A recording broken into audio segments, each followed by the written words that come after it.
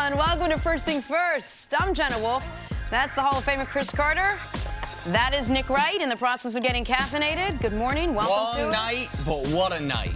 Finally, we got the game that we wanted to see. Yes. Finally, we got a close game in this series. That was the best, most important basketball game that's been played since one you and I were at together. Game 3 of the NBA Finals, the Kevin Durant game. You were not yet in our life yet, Miss Jenna Wolfe. We were in Cleveland, and that game ended with the Kevin Durant make. Yep. This game, Kevin that was Durant a dark period in our life with Nick and LeBron, but that's also the before Jenna Wolfe period. Yeah, I was just going to say two takeaways. One, you always need more Jenna Wolfe in your life. Of course. And now you don't have to want anymore. But man, what a basketball game. Great game. What a basketball All right, let's start there, because starting with needing more me in your life is not good programming. Memo to those whose bosses have ever called them soft.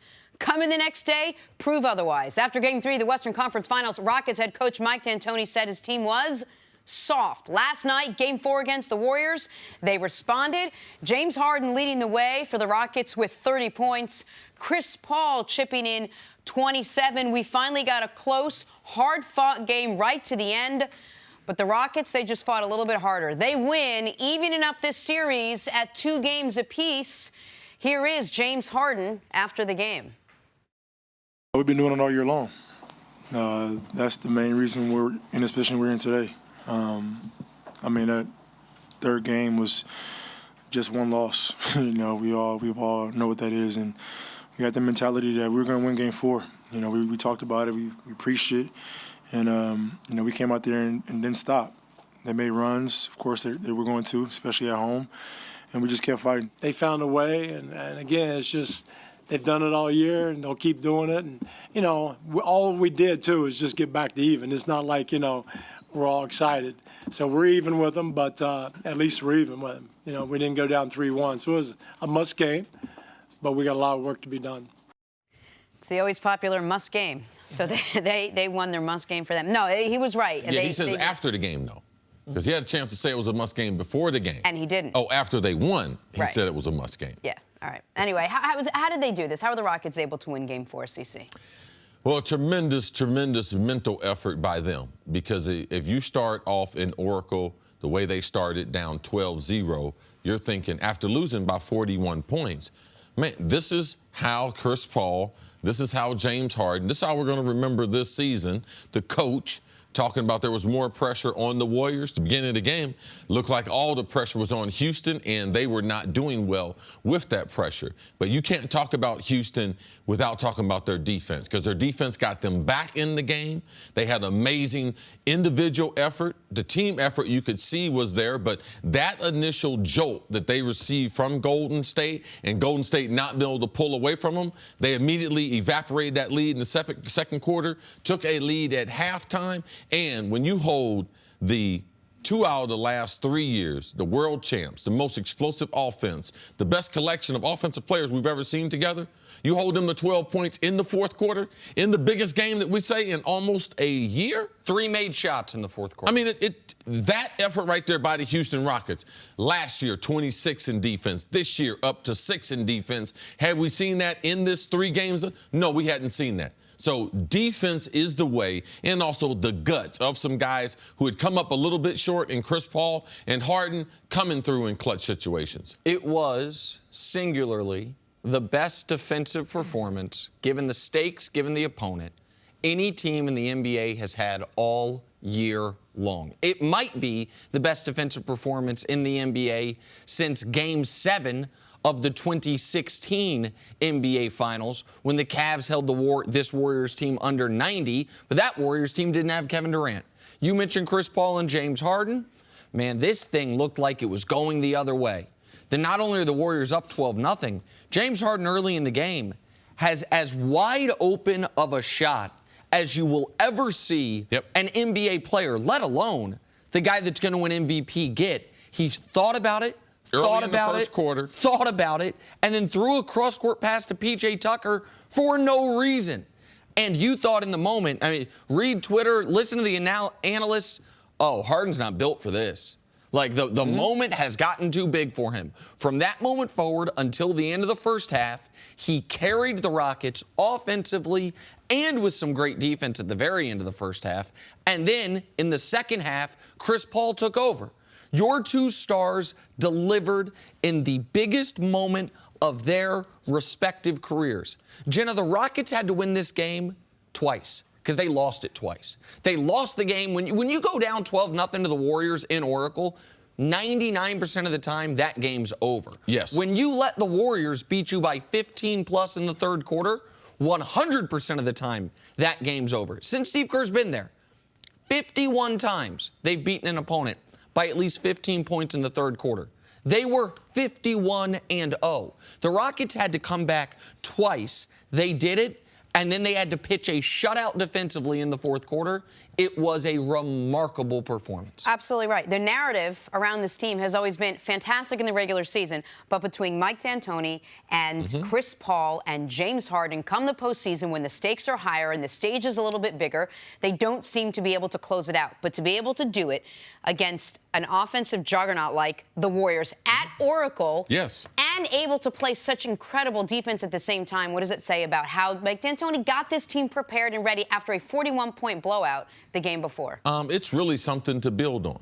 You know, they needed one win in Oakland. They were able to get that win. Now, this is the kind of things that championships are built on. That being down 12-0. If they're able to get through this series, that will be in a video. Harden getting those 2 steals, getting in the back pocket of the Golden State Warrior, Kevin Durant stealing that, and then stripping Kevin Durant, which I believe him stripping him in the second quarter led to Kevin Durant later on in the game passing to Klay Thompson when Klay wasn't ready, when I thought Durant should have taken the shot there at the end of the game. So those are the types of things that you build a championship on. And now you have it where Houston has wanted this. Nick talked about it just a little bit, didn't want to give it away, and talking to the owner, talking to the general manager, who had Nick has a relationship with them, they won a 3-game series. The owner said it. The owner gave it away himself, so now I'm comfortable saying it. The owner was caught by local media leaving the stadium last night. This has been Houston knows Golden State is the most talented team ever put together. They also know basketball, the NBA, is the hardest sport to execute an upset. The longest series, the most scoring opportunities, therefore the lowest variance. What their goal was the moment they acquired Chris Paul, let's turn the NBA season into a best-of-3 with 2 of those games in our building. Tillman Fertitta said it last night. It's what I had been hearing behind the scenes from the team all year long. Let's make it a best-of-3. Let's make sure we have home court. They secured home court in the regular season. The best-of-3 was looking sketchy when they lose game 1 at home. Now they've done it. Now you see if you can go execute. Even sketchier after losing, getting drilled in game 3. Getting drilled in game 3, absolutely. So did these two secure their reputation? Can we finally put that behind them now, or do you have to wait and see how they come out of this series? No. You moved it from what they call the back burner to the front burner. But it's still on the burner. Because now, if they don't come through, it's just bigger. Okay. It's just bigger. If you don't come through in games 5, game 6, or a game 7, yes, the stakes are even higher now. But also, the potential of being able to repair their reputation is at an all-time high also. So they can gain more, but also their reputation is still there in the balance. They're still going against one of the greatest teams that we've ever seen. And some of this will be what happens in the future will dictate how we look at this Rockets team. And here's what I mean. Let's say the Rockets lose the next 2 games. That will mean they lost game 5 at home, lose game 6 on the road. It will feel very disappointing. If a couple years from now, the only team to take the Warriors even 6 is this Rockets team, then we look at it a little bit differently. Also, I think some of the reputation is repaired. It is not championship reparation, if you will, but what James Harden did in the first half, what Chris Paul did after the first quarter, I don't think you can call these guys chokers anymore. I don't think you can say these guys. And D'Antoni, who you bang on, D'Antoni, I think, kept them even keeled throughout the game. If you heard the timeout during the game, CeCe. I don't have a lot of faith in D'Antoni. Well, you can not have a lot of faith in him, and he still might be the right mindset of a coach for these guys. In the third quarter, when the Warriors were going on that insane run, at the end of it, he calls timeout and he says, listen, they made their shots. They went on their run. No problem. Like, that might not be the most inspirational coaching for some guys, but for these guys, they seem to respond to it. They seem to respond to whatever he was telling them before the game. Like, all these guys, if they beat this Warriors team, all of that stuff's gone. And if they take it 7, I think most of it's gone. Yeah, there's a lot of basketball, all right? Just like Twitter exploded in the first quarter when Harden didn't take that shot, we are right back into it in game number 5. So their reputation, to me, has the chance to be repaired, but it's not repaired yet. Now, the stage is set. The owner talked about they're going to have a special celebration, game number 5, for the people of the senseless killing in Santa Fe. They're going to honor them at the game. So it's going to be an atmosphere that, if you're trying to win a championship, that's the game that they must get there, game number 5 back in Houston. All right, Rockets now have home court advantage as this series shifts back to Houston for game 5. Coming up, who's facing more pressure tonight in the East, the Cavs or the Celtics? Next on First Things First. At Buffalo Wild Wings, we'll admit that we often go overboard with our limited time offerings. We just can't help ourselves. Take our new signature sampler. For $15, you get wings and 3 shareable options, like fried pickles or cheese curds. Then there's our aptly named over-the-top nachos, a literal mountain of crispy tortilla chips loaded with your choice of pulled pork or honey barbecue chicken, corn, jalapenos, and more. Then top it all off with our new platinum margarita. Go overboard with us today at Buffalo Wild Wings. Wings, beer, sports. Available for a limited time while supplies last. Please drink responsibly. Get out of here. The Eastern Conference Finals resume tonight. Boston hosting the Cavs for Game 5. Boston loves playing host. They invite you in, they serve appetizers, make you feel comfortable, and then they beat you. 9-0 at home this postseason, but losers of the last 2 in Cleveland. Celtics have home court advantage. Cavs have LeBron James advantage. So who's got the overall advantage? CC, what do the Cavs need to do to win tonight? Man, they need to take a page out of the old Cavs, 16, all the years before. They need to play some defense. You got to be able to shut people down. Late in the season, that's the thing you can depend on. The stakes are high. There's a lot of pressure. Your shots come and go, as we saw last night with Houston. What did it come down to in the end? You got to be able to stop people. You know that initially that the Celtics are going to come out with a big punch. The Cavs have to try to have some type of advantage in that first quarter. If they're able to negate the energy from the crowd that these younger players play with, I believe that can lead to the Cavs to victory. But it amounts to defense and the type of energy that we saw. I mean, when you have Kyle Korver setting the example for you defensively, him and LeBron James a combined 30 seasons in the NBA, they had the 2 biggest efforts we saw from an effort standpoint of the Cavaliers came from these 2 players. So follow their example. And it starts on the defensive end, and you got to get it started early there in Boston because the crowd will be amazing tonight. Sure. I'm smiling because I hadn't thought about it that way. Korver and LeBron combined 70 years on Earth. Yeah. 30 years You've in had a the tremendous NBA. influence on me being the smartest guy on TV and make me think outside of what I would normally think about. I appreciate that, CC. Yeah, I was joking. Okay, so listen, I think the first quarter is critical to Boston because I think the Cavs, I don't think Boston can win this series if they lose this game. I think the Cavs can. I also don't think Boston is equipped to do in Game 5 what they did in Game 2, which is be dominated in the first half and then flip the script entirely in the second half. You don't think for those role players coming out and seeing Jaylen Brown, seeing Tatum get off the fast starts that they weren't able to do, they know the road record. Like seeing those young players, if Al Horford starts really fast, you don't think that affect the psyche of Cleveland? No. That's what I'm saying that's why I'm saying I think the first quarter is critical for Boston. I think Boston has to get out to a fast start. Right. I think it's critical for Cleveland also. That's what I was trying to counter. Here's the thing. we have seen Cleveland, whether it was game 1 against Toronto, whether it was I forget which Pacers game, I think it was game 5 against Indiana, where they don't start off well, and then once the second unit comes in for the other team and LeBron stays in extended minutes, they can get back within reaching distance, start to figure it out. I think Cleveland, I think there are multiple paths to victory for the Cavs at this point. I think the Cavs right now are feeling better about how they're playing, and they obviously have the best player in the series.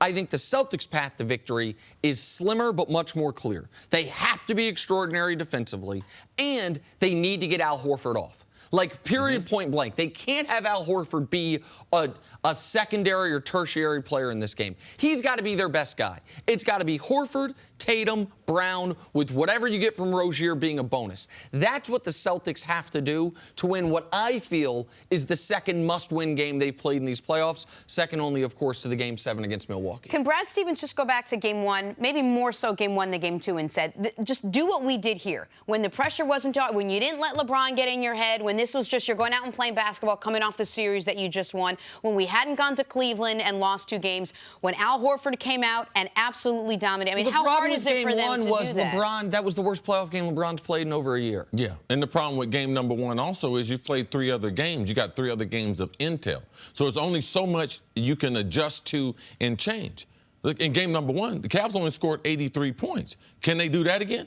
No, they can't do it again. They're an outstanding defensive team.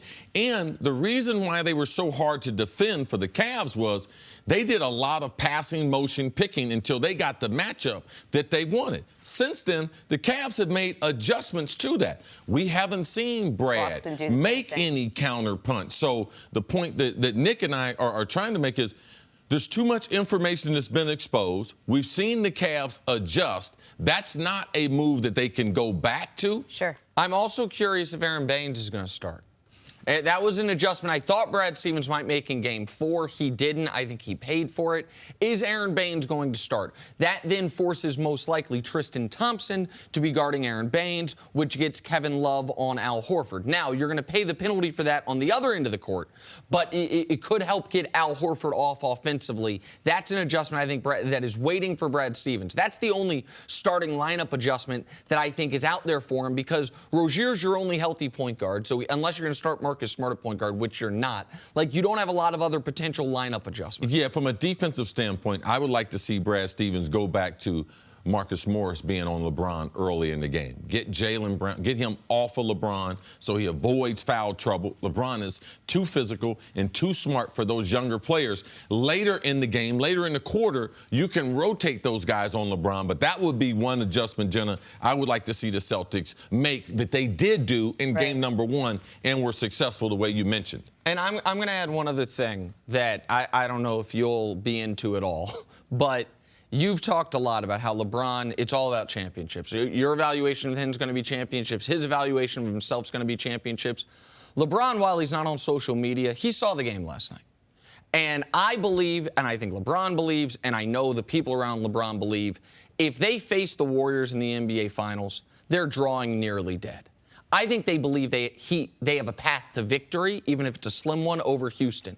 And if Golden State were up 3-1 and about to go make the NBA Finals. Wow, so you're saying, okay, LeBron is 0 dark 30, but the guy that we consider, and people have told us, he's a basketball savant. He's a fan of the game. He sees the overall picture. He knows, hold on, we might not be playing. If we make the NBA Finals, it might not be the Warriors. And so LeBron's going to be trying hard no matter what. But it's a different level to me of motivation. If you think I am working my tail off. I could buy into that. To just go get my head handed to me by Golden State. As opposed to what, I tell you what LeBron doesn't want to have happen, is get knocked out by Boston and then see Houston in the NBA Finals and be thinking, did I leave a championship on the board? Is the year that I didn't make the NBA Finals a year we could have beaten the team in the NBA Finals? Now, I'm not saying I picked the Cavs over the Rockets, but I know the folks in Cleveland and the folks around LeBron have more faith in their ability to beat Houston, which they think they got a shot at. They match up better with. As opposed to Golden State. So I think last night's game actually helped the Cavs tonight. All right, Game 5 tonight, back in Boston. Coming up, what went wrong for the Warriors in Game 4? It's next on First Things First. Woke up like that. Stories to start your morning now brought to you by the unexpected energy of ExxonMobil. Patriots in the midst of OTAs without their 2 biggest stars. Tom Brady and Rob Gronkowski. When asked about their absence, Belichick, in an effort to stay true to his effervescent self, said, "I'm not going to talk about guys who aren't here." CC, could we read into Belichick's comments at all? No, that's a standard NFL rule. Coaches don't talk about the players who aren't there. It prevents from a lot of questions about a person's not there, negotiation. It really takes some of the edge away from the ownership there or the management there. No, that's a standard policy. He shouldn't talk about it. He should talk about the players that are there and moving forward. If those players show up, he'll add them to the comments. I'm cool with Bill. And as we mentioned yesterday, unfortunately, it happens every year. You're going to lose a big-time player, at least one team, on the first day of OTAs. For the Chargers yesterday was Hunter Henry. It's one of the reasons Gronk's not there. Gronk's waiting on this new contract or an adjustment to his contract. Once that happens, he will be there. So I don't think this will be, at least on Gronk's side, an issue for many more days. You guys hear about this little nugget? The Browns reportedly offered the 35th pick in the draft for Super Bowl MVP Nick Foles. The Eagles then brought this to Foles, who said he would rather remain in Philly. Nick, is Foles better off sticking as Carson Wentz's backup? I don't even know why you're asking me this, because I don't even know why I get to talk about this. I hate this. All right, let me do it. Chris Carter, on something that I don't think I've ever thought you were more wrong about something. And you were never more right about Nick Foles, what he wants to be. He's better in Philly. Not everyone wants to be a starter. Someone wants to be a backup. So go ahead. You take the time. I mean, your opinion, a lot of people think that way. People like to think if they were a star what they would do. But it's not your fault. You've never been a star. I understand why you would think that. Man, I'm going to be the starter. Man, I'm better than that. Get me some respect. Yeah, I can understand that. You've never been a star. When you've been a star before, you realize that, sometimes being a role player, you've been a role player your whole life, but you're thinking you're a star. So I understand the reason why you would box right, and you just crushed me on it. Yeah, but that was the reason why I was right. Okay, fair. Oh, because of the star pedigree. Yes. Unbelievable. You mentioned this earlier. Unfortunate news out of L.A. Chargers tight end Hunter Henry tore his ACL in OTAs on Tuesday. The 23-year-old had 12 touchdown catches in his first 2 seasons, good enough for the team to part ways with future Hall of Famer Antonio Gates. It's been an ongoing narrative here as far as showing up for OTA. CC, how big a loss is this for the Chargers? It's a huge loss for them. You're talking about one of the promising tight ends, the way they fit into the offense with their quarterback, Phillip Rivers. His connection with the tight end, you mentioned Antonio Gates. He loves the tight end. It's a huge part of the offense there. It's a big blow to him, but it also is a reminder. Football. In practice, you can get hurt a lot more than any other sport. That's why it's important to have the contract and all those things worked out for the players that are holding out. Listen, I feel for Hunter Henry. Let me ask you this, though. Do you think they could bring Antonio back? They moved on from Antonio, not because they didn't like him, but because Hunter Henry was going to become the focal point of that position group. Now, of course, Antonio that's one of the options. His name's on the board. They were trying to get a little more speed at the position because they don't have that with him. But, of course, his name's on the board. Wouldn't be surprised if they got him signed. Absolutely. I think they probably will.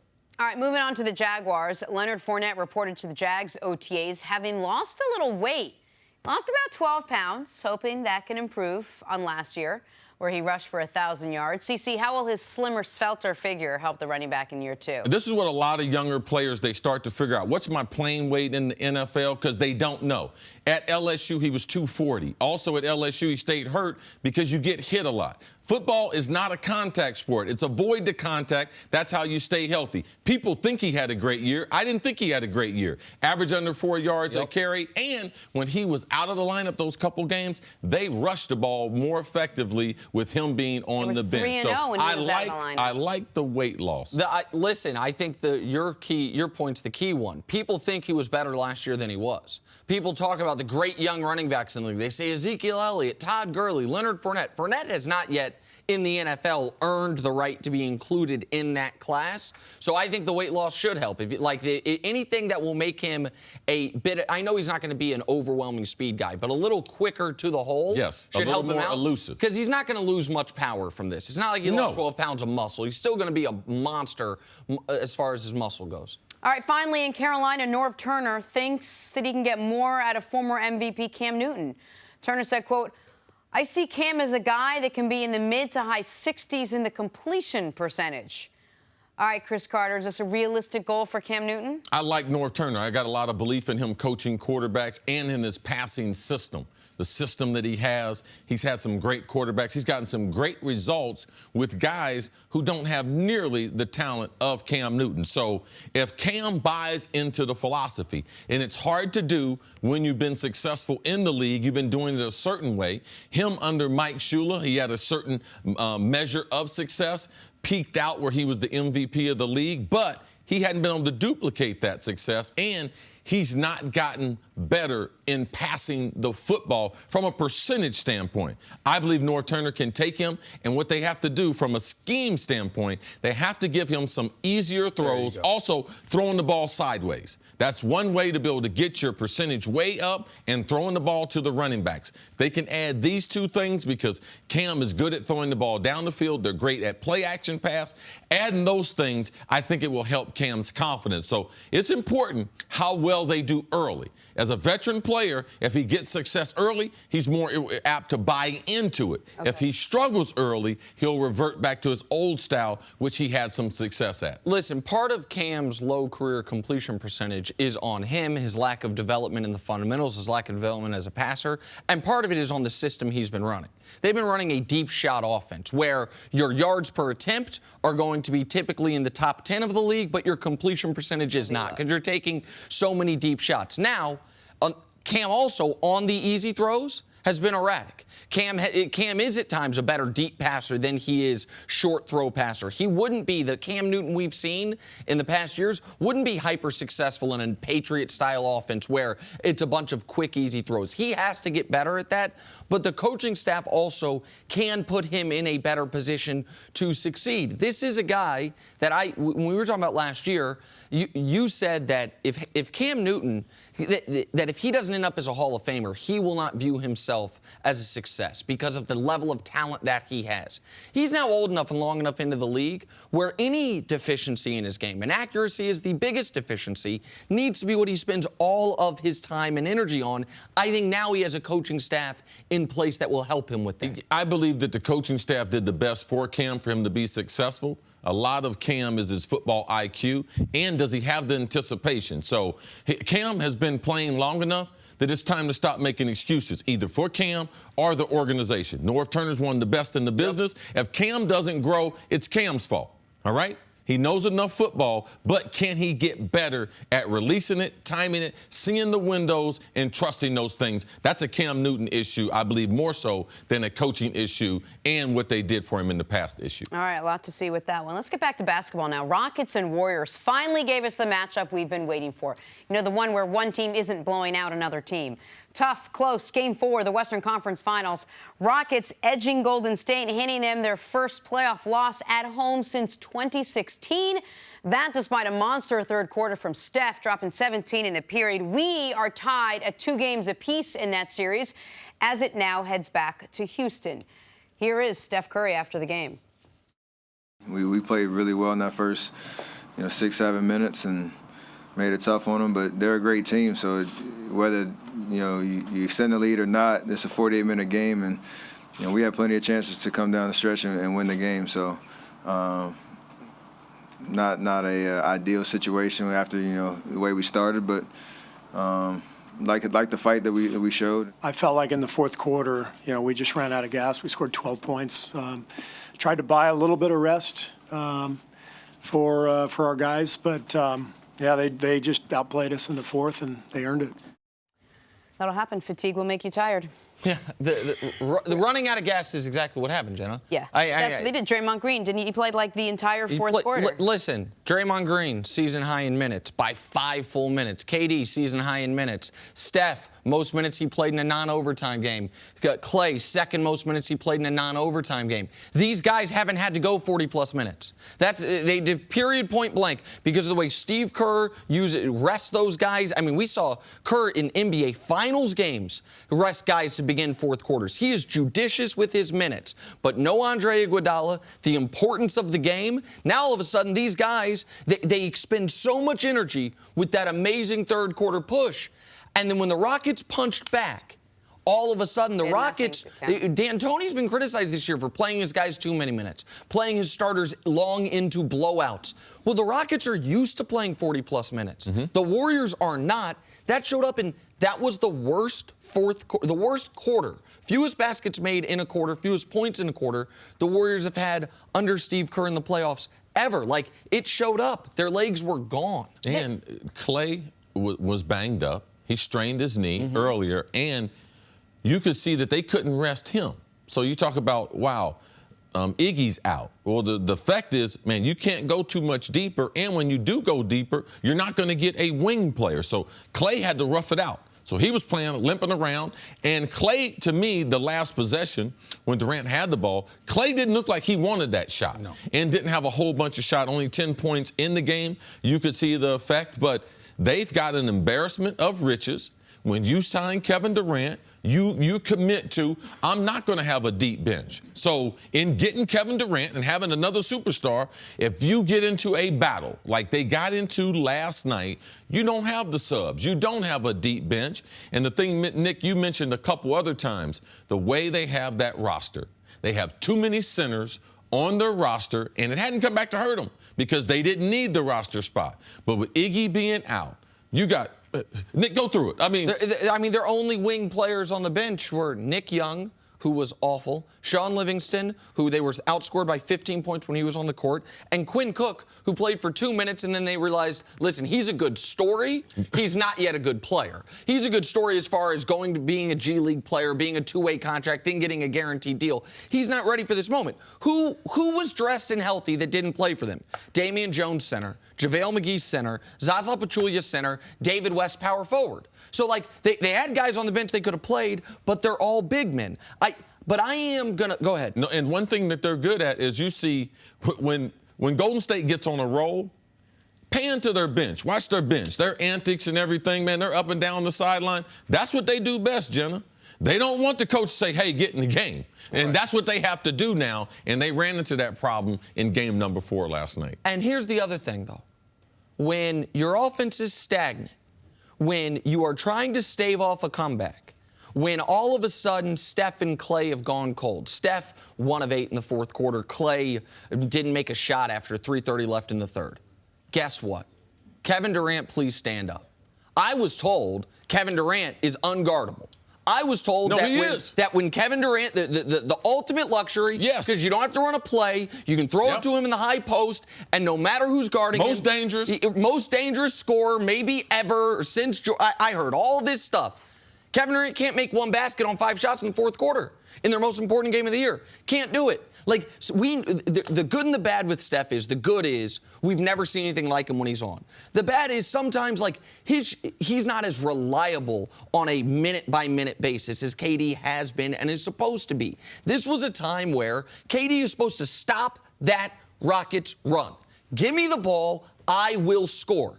He made 1 bucket in the fourth quarter. That ain't great. And that last possession, he didn't want that shot. He didn't look like it. And I believe Harden stripping him in the second quarter had an effect on him bringing the ball up at the end of the game. This Warriors team, they have this ability to come out, make it look easy, and then hang back for a bit and be like, we can coast our way through because muscle memory is going to take us to the end. Because we'll make the last shot. Because if I don't, KD will, or Clay, someone will make the last shot.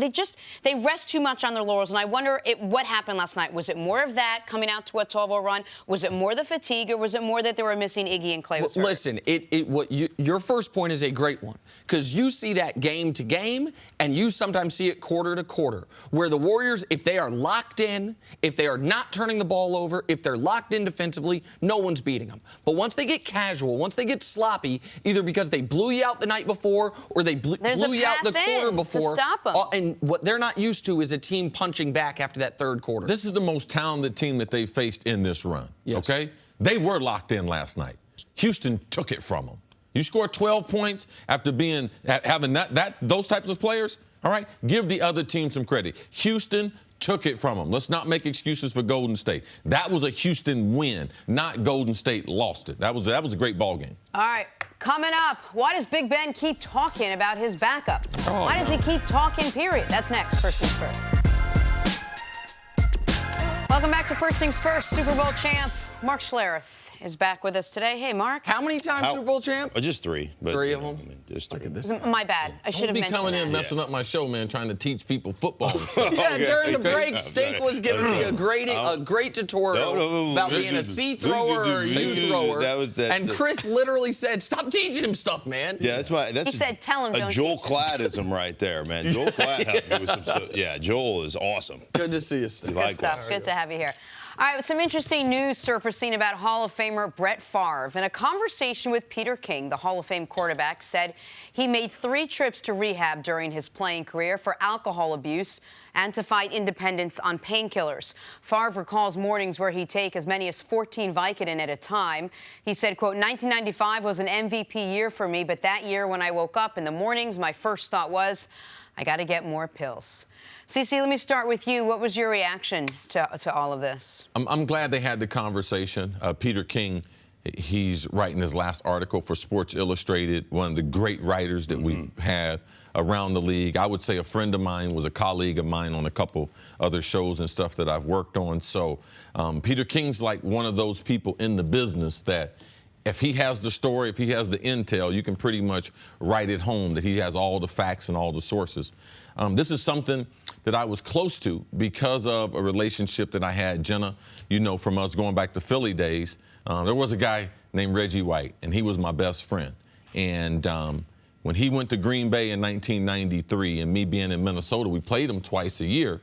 So Reggie, one of Reggie's things that he had, and one of the things he's most disappointed before he lost his life was that the situation in Philadelphia, that Buddy Ryan didn't trust in him and some of the other veterans, Steph Joyner, to tell them the news about me because Reggie and I were friends.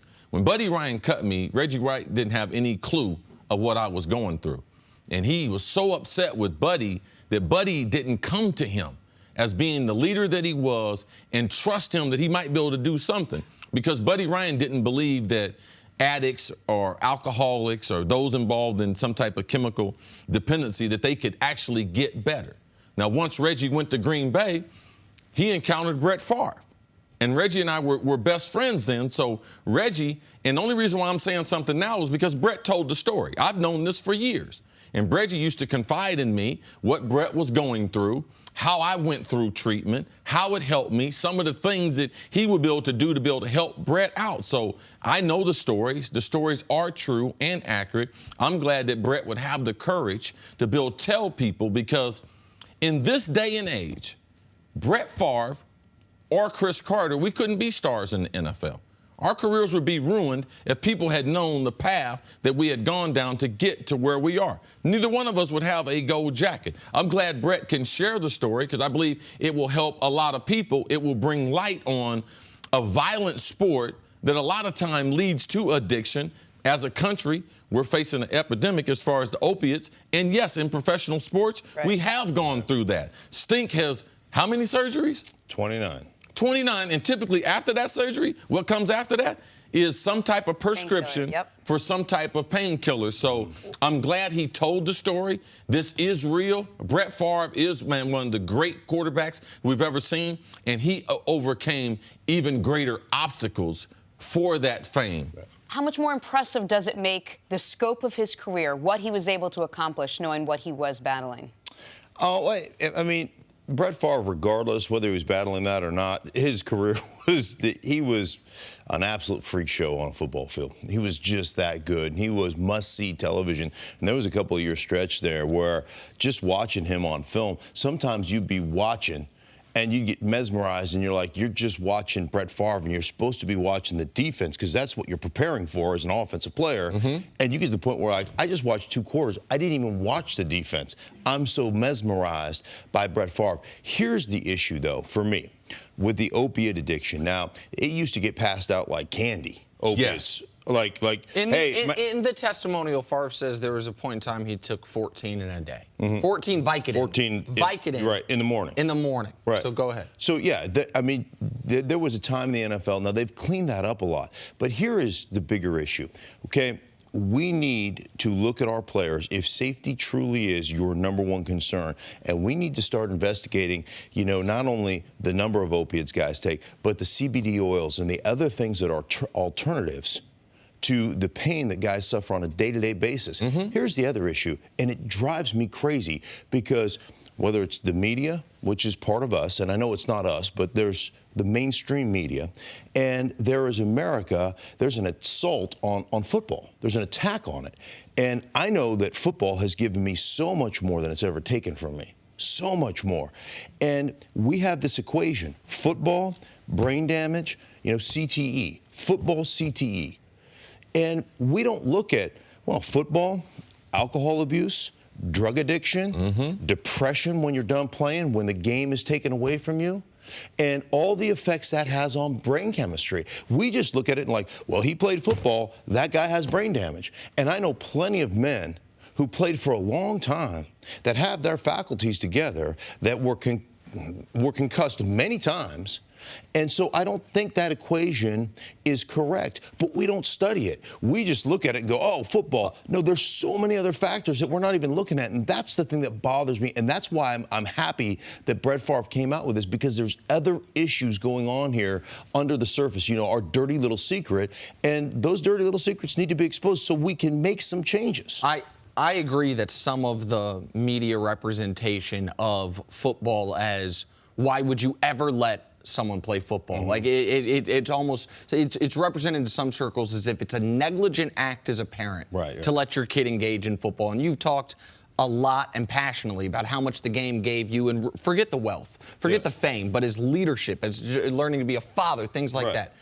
Where football as an institution can do better is something you alluded to, though, which is as the country is going through an opiate crisis, there is, as a pain alternative for a lot of people, different forms of either medicinal marijuana or what you're talking about, the CBD oils, things that do not wreck your liver the way opioids can, things that do not cause serious physical addiction, and things that do not have the types of effects where our friend Ryan Leaf, when he's out of football, he's better now, but I mean, is robbing somebody's house to try to get pain pills. Like, that's where the league needs to, in my opinion, be a little more progressive, because we know that you guys were in the pain business. Like, you guys, I have no idea how you feel every morning.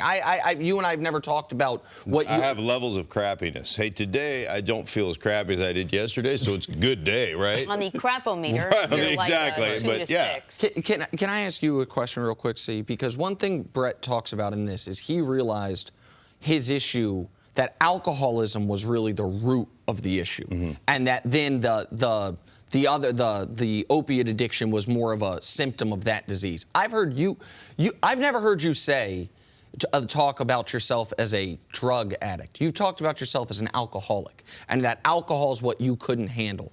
And I think that, and I'm not trying to put you out there like that. I think for the audience, it's important for people. When you've been through treatment, they typically they give you a prescription of what they think is your gateway drug. What you're really addicted to and what it will lead to. Now, for me, it was the alcohol that led to cocaine. So for me, I am a recovering drug addict who's an alcoholic. So for me, I haven't had a drink in 27 and a half years. And the reason why is because I knew through treatment that they pinpointed that. And that's what Brett is saying in that. These things, typically, one thing opens it up for all the other substances or the other behavior to take control in your life. There's also a little bit of a blurred line between drinking as a young guy in the NFL, what you've been doing since high school, and then starting to feel the effects of pain and starting to self-medicate with some of the painkillers. Because Brett had been drinking for a long time, just casually, and then maybe there was some point where it wasn't casual anymore, and you failed to see that as a problem until you add painkillers to that. I think part of the other issue is he said in his article it was a disease of excess.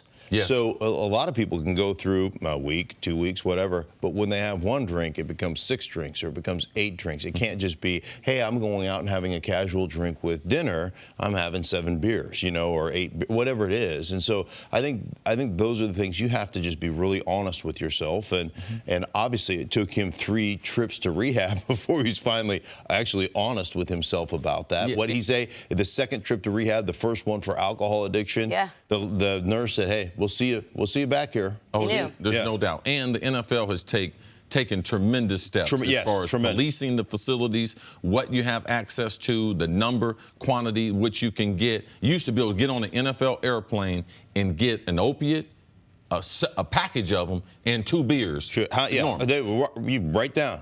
Give me 2 beers. Give me 2 Vicodin, 2 beers. And we're good. Yes. And they just run them down. Now everything is literally everything is monitored. They're always auditing the drugs that you have in your facility. And they don't provide alcohol on the flights. Right. And everything. So it's definitely has taken the proper turn. But I'm, like you said, going back to the CBD oils and stuff, they need to continue to move that forward. And we need to study the effects of, like I said, depression. Any man that loses, if your identity, my identity, your identity have never been as football players. Yes. Right? So when you put your identity in what you do for a living and that gets taken away, I don't care who you are, we'll all face our work mortality. That hurts you. And I think that depression is a big part of the CT. I think all those things are factors. And the thing that drives me crazy is we don't study any of that. We just say, boy, you play football and you're going to develop CTE and you're done. Right. And that's what really hurts me as a former player and as a person who loves this game. Right. Really good insight from both of you who played. Mark, stick around. Yeah. More First Things First right after this. Back here, First Things First with Mark Schlereth. The Steelers kicked off OTAs yesterday. That could mean only one thing, Stink. Le'Veon Bell is holding out. And Big Ben is talking about his relationship with a quarterback the team drafted instead of a weapon the Steelers could probably use this year. Okay, 2 things, Stink. Sorry about that. Much of the drama in Pittsburgh has been about whether Big Ben will mentor the Steelers' 3rd-round draft pick in Mason Rudolph. Yesterday, Big Ben cleared the air.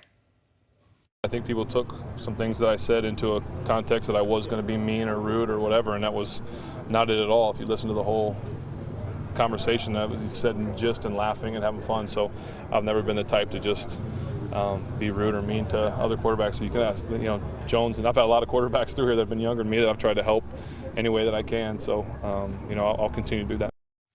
Part of me wants to just click the emoji eye roll, which I'm not an emoji person, but if I did right now, there would be a little emoji eye roll. Yeah, it's Okay. it How was goes all, that again? Let me see it. Okay. Show us how the eye roll It goes works. all Thanks big. A little bit, only because we heard him say himself. He said, it's not my position, it's not my place to be a mentor. What did you think about Ben Roethlisberger's comments, Mark? Well, I mean, Ben kind of sometimes is his own worst enemy because he'll say things and then he'll be like, on hindsight, that's probably not.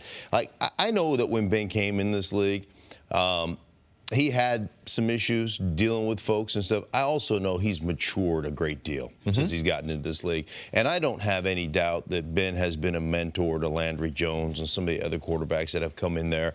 I don't have any doubt about that.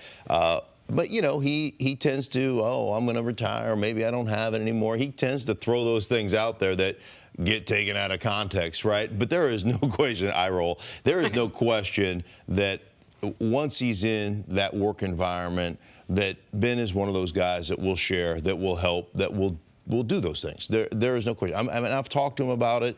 I've talked to him personally about it, sitting there, and he'd be the first to admit, you know what, I had to make a few changes when I first got in this league. But a lot of us have to mature that way. So I don't put too much into this. Yeah, a lot of us have to mature. Ben has had a number of issues, but I want to go back into the locker rooms that you played in. Denver. A championship atmosphere, one of the legendary quarterbacks in John Elway. You played with a number of quarterbacks there in Washington, all of them a leader in their own right. But give me John Elway, all right? What kind of dude was John Elway? Because forget Ben, because they have very similar resumes to a certain degree. But what kind of guy was he? Because I believe that the quarterback has a ripple effect on the rest of the team. And how he treats people, it becomes very, very important to those other guys on the roster. I always have been a guy that thought you could learn a lot by watching guys who have done it, been there before. So I came like children of the 50s when I walked into this league. It was like, keep your mouth shut, pay attention, and try to learn from the veterans. Of course, I came into the Washington Redskins with the Hogs, so I had a lot of guys that I could learn from.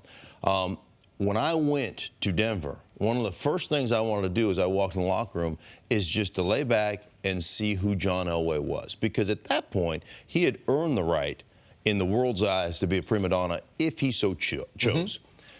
John didn't miss a workout, ran with the team when they were asked to run, did everything the team was asked to do. He showed up, he was on time, he was in the meetings, he did all those things. And there is no question he was a consummate professional, and there's no question he bonded with the younger players, bonded with the younger quarterbacks, and helped them along the way. Now, he's John Elway, and he's not worried about losing his job. Ben Roethlisberger is not worried about Mason Rudolph or anybody else coming and taking his job. So I think when you get into the environment, you're going to be a great mentor in that case. I want to stay on the Elway point for a second. Was the backup quarterback there Gary Kubiak?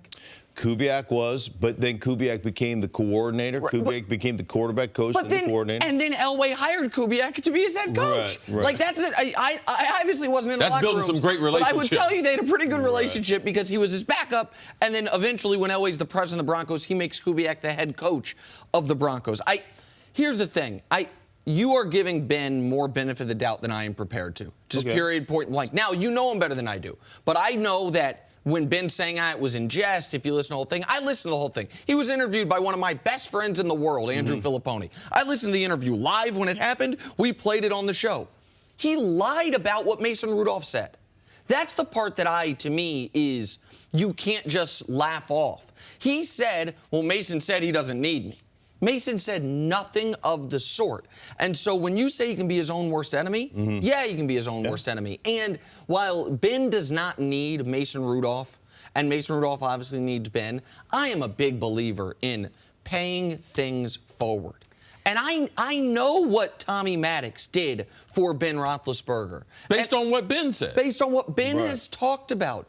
And I think one of the reasons you are the person you are today, and you are the person you are today, and I hope to be the person like one day, is you look at people who were in positions of power, people you looked up to, and the way they extended a hand. I don't know how the Hogs treated you, but they must have taught you some things, because you went from being a damn near undrafted guy to being a 3-time Super Bowl champion. I know when you've talked about the wide receiver in Philly when you first got there, Mike Quick, those things. There is, to me, just a human responsibility to do unto others, not to sound biblical. And Ben knows how helpful Tommy Maddox was to help make Ben who he is now. That's why this whole thing irks me the way it does. Does it irk you that Tom Brady has never really took Jimmy Garoppolo under his wing to teach him? We've heard many stories about what that relationship Tom Brady was like. didn't have that done for him, though.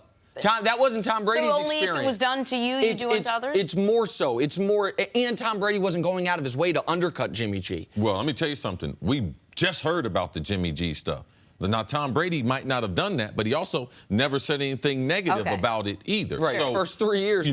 You can't tell me someone helps you, and then now you're like, oh, I made it on my own. Yeah. Ben likes to be a part of the storyline. Yes. All right? He likes to over-dramatize things, but don't forget who you are, Ben. Don't forget where you came from. Don't forget, because I just believe that the way his career was and the organization that he's with, that he should feel a sense of, this is one of the great franchises in all of sports. And they've only had a few starting quarterbacks that he would be able to pay it forward, because that's what people did for him. And I have a moral obligation. I always look at it like you have a moral obligation. When you've been blessed and when you have developed a role that you are a leader, you have a leadership role, you have a moral obligation to not only increase but enhance the lives of those you lead. That's your moral obligation. And as a quarterback that has played in one of the great franchises, I believe you have a moral obligation to try to make this place a better place. Then how you found it. Yeah, then how you found Leave it. it better than how you found it. So I've always believed in that as a player, and the great confident players, the real confident players, believe that I don't care how much I teach you about the game. I'll teach you everything I know, but you'll never be able to execute it the way I can execute it. Right. Like, you may run faster than me. Yes. Right? I mean, there's a lot of guys who ran faster than you. No doubt. A lot of guys. Yes. But One more a lot. a lot of guys. But let me just tell you, there was nobody caught the ball like Cris Carter. No, I can guarantee you, though, too, I was the fastest brother from Alaska. I was from Alaska. I'm fast in Alaska. Mark, as always, Mark Claret, thank you so much.